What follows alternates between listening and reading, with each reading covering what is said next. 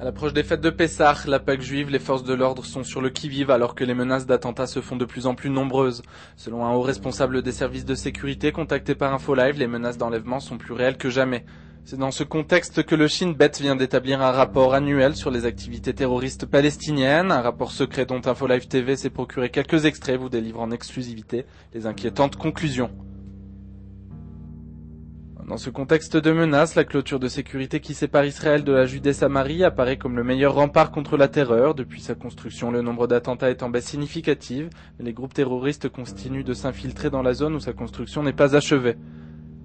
Dans son rapport, le Shin Bet pointe du doigt un nouveau phénomène des plus inquiétants. Le Hezbollah de Hassan Nasrallah et le Djihad islamique mondial ont renforcé leur présence dans les territoires, apportant leur soutien financier et leur expérience du terrorisme international aux cellules palestiniennes.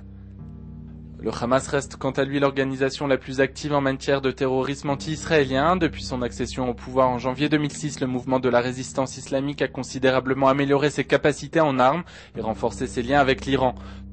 Selon le rapport du Shin Bet, Gaza reste la plaque tournante du terrorisme avec 50% des attentats perpétrés depuis ce mince territoire. Le point de passage de Rafah est la porte ouverte au trafic en tout genre depuis la péninsule égyptienne du Sinaï, véritable plaque tournante du terrorisme international. Le couloir de Philadelphie, courant le long de la frontière entre Gaza et l'Égypte, est également un point d'entrée pour l'argent et l'armement du terrorisme par le biais de tunnels. En 2006, 28 tonnes d'explosifs à destination d'organisations palestiniennes ont transité par cet endroit. De la même manière, les points de passage de Karni et d'Erez, les deux seules ouvertures entre la bande de Gaza et Israël, sont également des portes de sortie utilisées par les terroristes de Gaza pour alimenter les organisations basées en Judée-Samarie. Ces points de passage ouverts par Israël pour permettre aux Palestiniens un accès aux soins sont en fait utilisés à des fins terroristes contre Israël.